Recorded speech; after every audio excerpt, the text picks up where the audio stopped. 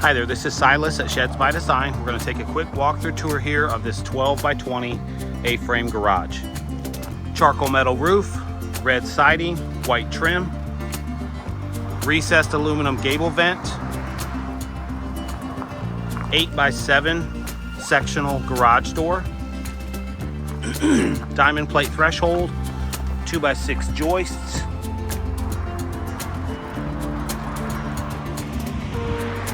then on this side of the building you have a window with shutters and an extra walk-in door.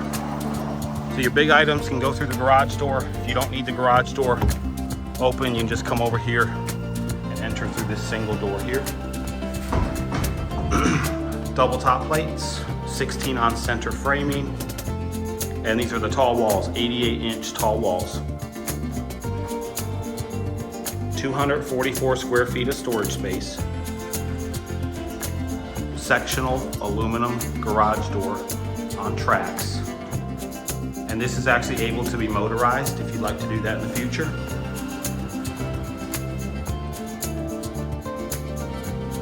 Great building. You can buy outright, rent to own, or finance with one payment down.